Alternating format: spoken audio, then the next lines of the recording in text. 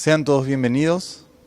Hoy invitamos a un gran maestro de esgrima, el profesor Rodolfo Coco da Ponte, nos está acompañando. Vamos a explicar un poquito acerca de la historia de la esgrima mundial, ¿verdad? De dónde procede la esgrima. Vamos a hablar un poquito de las modalidades que tenemos y su procedencia también.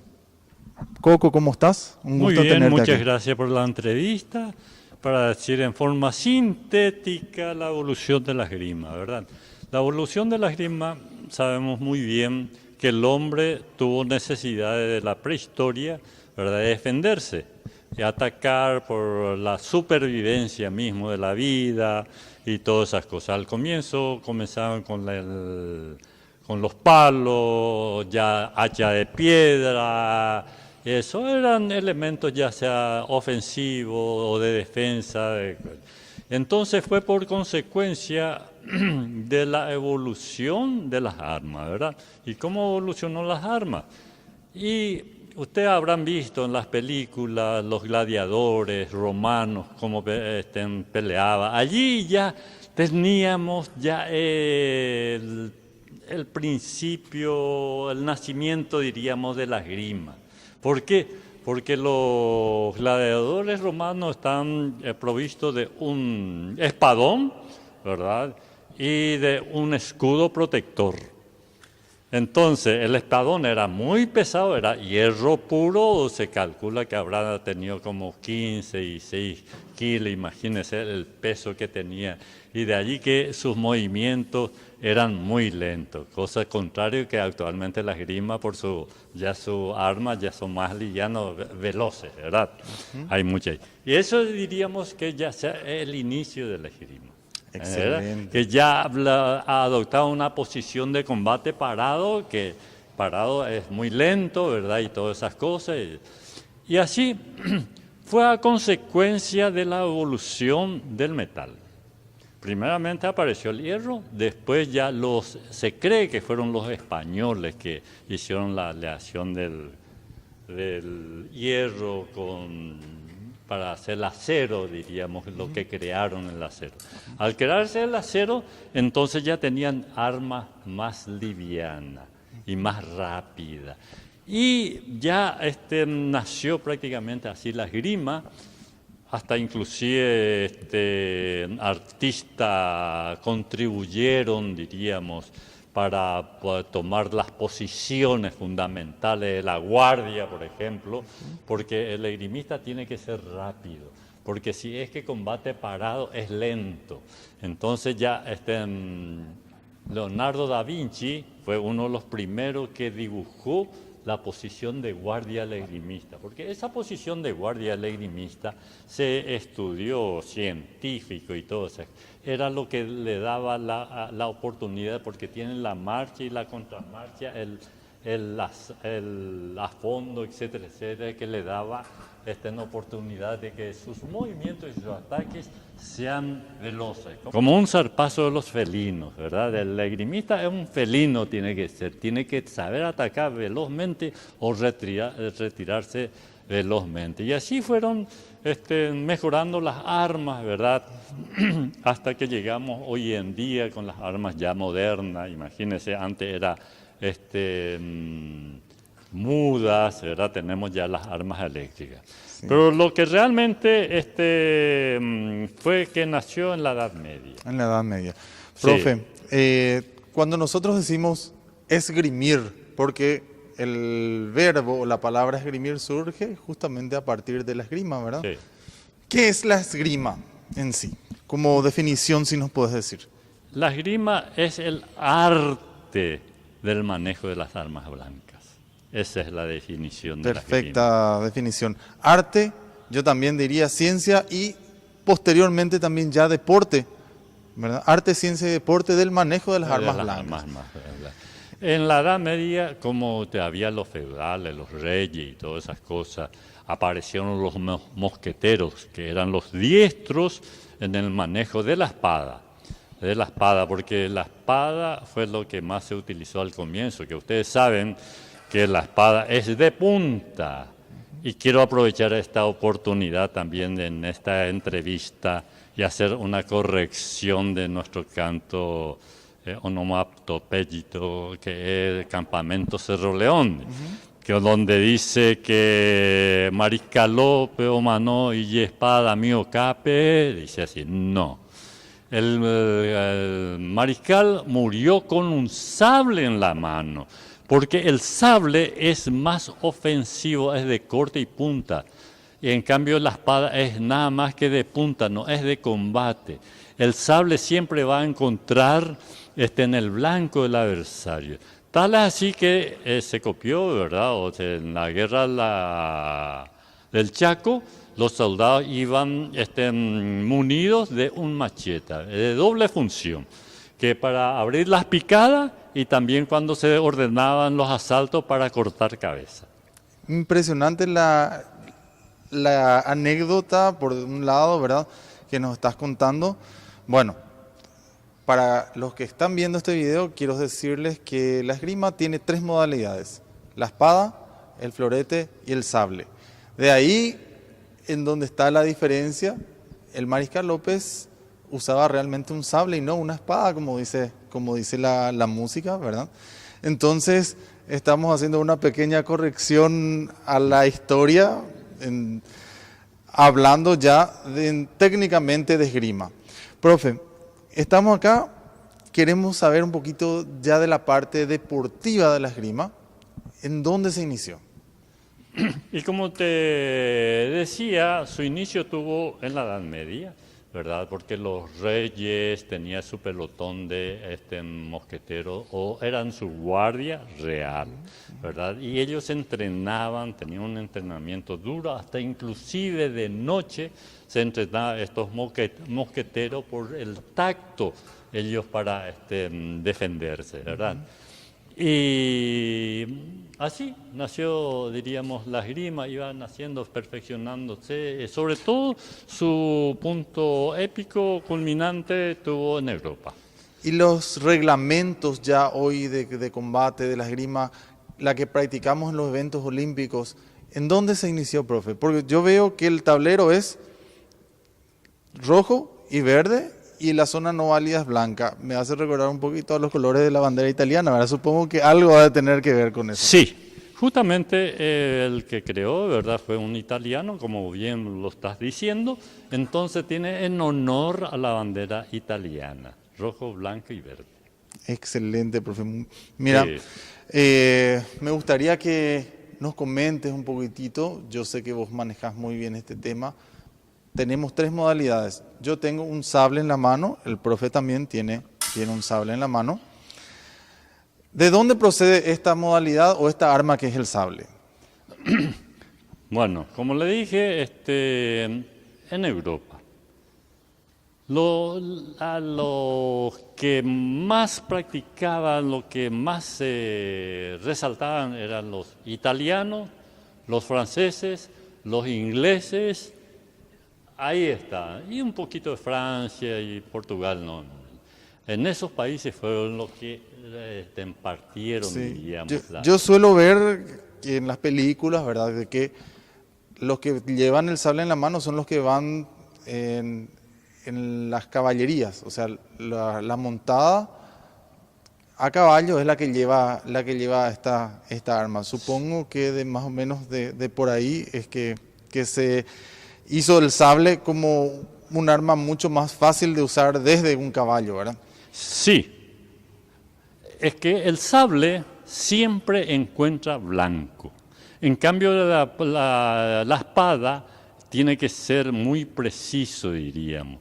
De ahí que, como estábamos diciendo, que el Mariscal López murió con el sable en la mano, porque cuando él en el arroyo Ñingüí estaba ya gravemente herido por una ráfaga en el abdomen, ¿verdad? Estaba en el medio allí del agua. El general Cámara, brasilero, viene y le pide rendición al general, al mariscal, ¿verdad? Y el mariscal ya por ansia de muerte le tira un sablazo, un golpe de sable. Pero el tirador, había un soldado y el Chico Diabo fue el que le disparó y le liquidó Con un arma de fuego O finalmente. un arma de fuego. Profe, estamos hablando del sable. El sable permite hacer la estocada tanto de punta como de filo, ¿verdad? ¿Es así? Y contrafilo también. Y contrafilo Sí, también. tiene Sería- 3 medios ofensivos, como tú lo estás diciendo, punta, filo y contrafilo. Quiere decir que los golpes son válidos ya sea de punta, de filo y también de contrafilo. Excelente. Sable es un arma Sí, sumamente letal. Sí, Quiero un poquitito acá. Estamos viendo una Sí. espada de combate, ¿verdad? Y también vemos un florete antiguo que quisiéramos que nos deje un poquito una explicación. Veo que la cazoleta es más grande la de la espada que la de un florete. ¿Y por qué esa diferencia? bueno, esta es una panoplia que tengo el honor que estos sables de duelo que estamos teniendo fuesen de mis abuelos, que se tiró un asalto y después vamos a comenzar un duelo también aquí en el Paraguay. El sable, como dijiste, tiene filo, contrafilo y punta. Aquí hubo duelos en el Paraguay, que te estaba contando y todas esas cosas. Y uno de ellos se realizó en sable. Y entonces, generalmente como antes, las personas honorables de cultura, no es como se toma a trompar al sosquí, como le decía, sino que se retaban a duelo. En Europa era común eso. Entonces el reto a duelo, entonces se formaba, si es que había necesidad, se formaba una comisión para juzgar, diríamos, si era factible el duelo, si era una ofensa para que se lleve al duelo. No Un es peligro. que se decía te va a todo duelo y ya está, sino No, que tenía no, que no, ser no, estudiado por un... Se forma una comisión allí y entonces estudia, y entonces ahí. Y de Una acuerdo a comisión la de duelo, ¿eh? ¿Cómo? Una comisión de duelo. Una comisión de duelo. Y de acuerdo a la gravedad de la ofensa, entonces el duelo se realiza a primera sangre, si es a muerte, ¿verdad? Ya terminó allí, o a criterio del médico. Generalmente, si la ofensa no es muy grave, se tira a primera sangre, que es un corte y generalmente más rápido es el que termina, porque la avanzada nomás se pueden tocar, entonces ya ahí a primera sangre. Y aquí en nuestro medio, mi padre dirigió unos duelos, ¿verdad? A sable, ¿verdad? Que fue a primera sangre justamente, y se hacía, y a contar, porque el duelo está penado por el Código Penal paraguayo y también de todos los códigos, ¿verdad? Internacionales. Entonces, ¿qué se hacía? Se hacía generalmente, y leía la dirección, en el Parque Caballero. Se realizó un duelo, ¿verdad? Por la gravedad a primera sangre. Entonces, ahí le tocó allí en la mano, hubo la primera sangre, entonces allí el director de combate, que era mi padre, manda alto, entonces allí ya terminó el duelo y allí se abraza y se quedan más amigos que anteriormente los contendientes. Mira, un poco algo muy, muy importante lo que está diciendo el profe.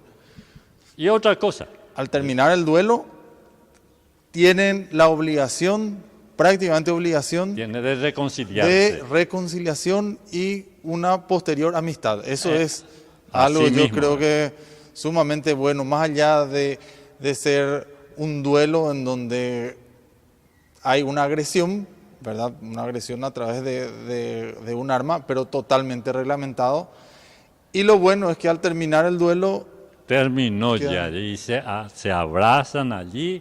Como- y quedan como caballeros. Como caballeros, porque es justamente el arma del caballero.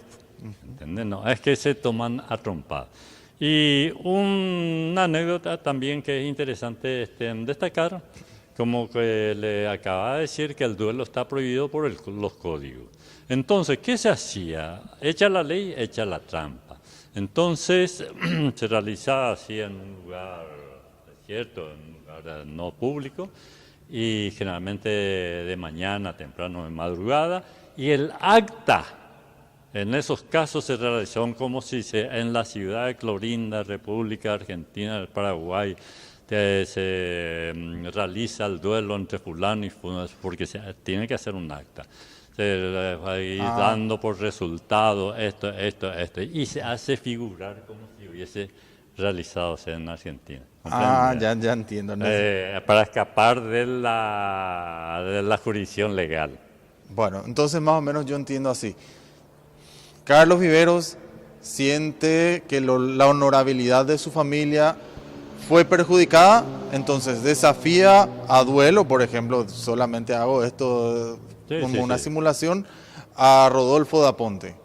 Entonces, primero tiene que pasar a una comisión de duelos. La comisión de duelos estudia, tiene que dar su aprobación. Y ahí, profe, ¿cuál de las armas se elegía? ¿Se elegía la espada, el florete o el sable como para realizar ese duelo? Generalmente se recomendaba el sable. Era menos peligroso, porque imagínense pero muy raros son los duelos a espada. Que un golpe... ahí ya terminaba el duelo. Podría ser la muerte. En cambio, como te estaba diciendo, a primera sangre era rápido, era un cortecito. Hacer un corte podría ser la altura del brazo. No, la espada nadie quería ir. Imagínense con esta punta exponerse así, aunque sea un buen esgrimista, el otro que totalmente. Sea un chamón que le allí, probablemente los casos más graves. La atraviesa de lado a lado la espada. Por eso estamos diciendo, lo más probable es que en los casos más graves tal vez entonces se llegaron a utilizar la espada y el florete. No. En Paraguay no. No. Generalmente en forma general optaban más por el sable, para que no haya luego ese desenlace. Cuando iban a duelo, ¿se usaban las máscaras, profe, o no se utilizaban? No, la máscara es para cubrirse, y allí no te tiene que cubrir nada. Así, a pecho gentil, a pecho desnudo. Entiendo. Realmente era un duelo, un desafío muy importante que uno tenía que pasar en su vida cuando llegaba ese momento. Bueno, profe, un poquito más, si podés comentarnos, ya de cuando vamos avanzando, ¿en qué época más o menos se batían a duelo en Paraguay? Los duelos en Paraguay, más o menos, ¿de qué épocas eran los más? No fueron muchos los duelos, fueron contados, como le acababa de contar el caso de mi padre, ¿verdad? Que dirigió allí en qué años más o menos eran esos? Allí tengo en el 26, me parece. 1926. Sí. Y otro no es solamente la espada y el sable las armas de duelo, está también la arma de fuego. Tiro por tiro también, que también se baten. Que también entraba en la comisión Mi padre justamente también dirigió ese y suele contar como anécdota. Se marca una línea de marcación donde los tiradores tienen que ponerse a más o menos, no recuerdo, a 20 metros, es decir, porque la orden es apunten, allí quedan en posición y fuego, allí. ¿Qué pasó? Que mi padre de la línea de marcación se marcaba así, quedaba a 2 metros. Y como que los tiradores en ese estado estaban temblando, entonces apunte fuego y le rozó un proyectil ahí y tuvo que ir a 10 metros de ahí. Pero no hubo que lamentar, diría. Por suerte, entonces que estaban un poquito inseguros en la puntería. Sí. Bueno, profe, la esgrima deportiva... ya luego de los duelos, empieza el Barón de Coubertin, fue esgrimista, es también uno de los creadores de los Juegos Olímpicos modernos, ¿verdad? Sí. Entonces ahí entra la esgrima a los Juegos Olímpicos. Como ya dijimos en otros videos, la participación paraguaya en una Olimpiada empezó a través de la esgrima.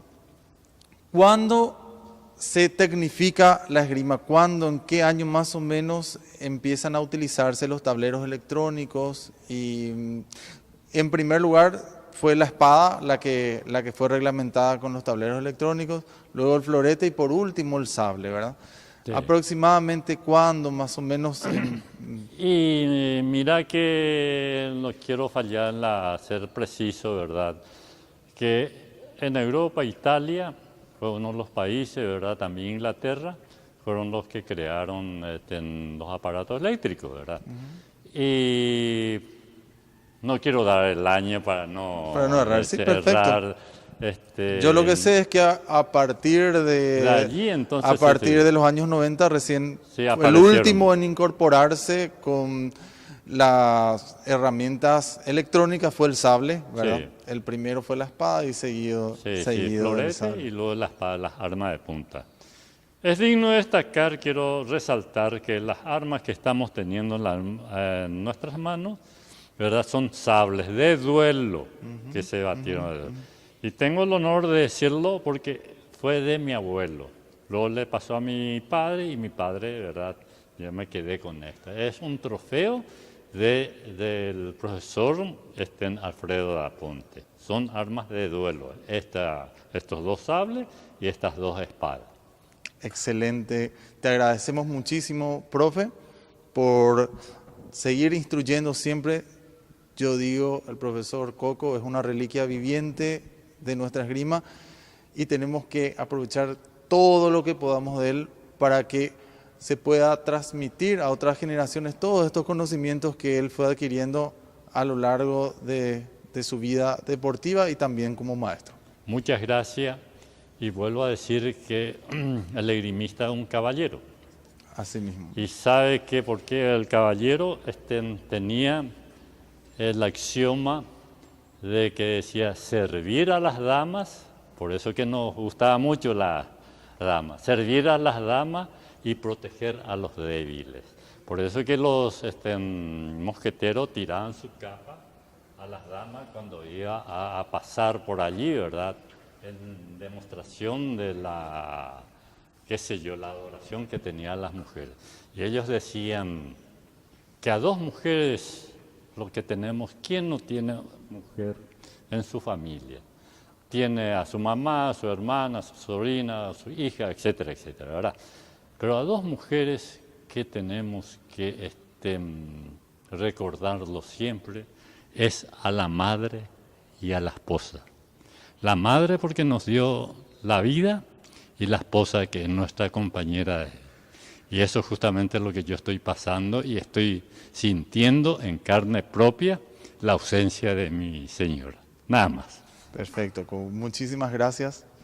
Y seguimos haciendo otros videos posteriormente para fomentar aún más estos instructivos que nos estás dando. Mucho. Yo estoy siempre, si es para la esgrima, como decía papá, hasta en sueño puedo hablarlo de esgrima. Así es que no hay ningún imponer. Como le decía a mi mamá, a vos te habrán inyectado con el asunto de la esgrima y por eso que... Corre por las venas. Sí, corre por las venas. Gracias, Coco.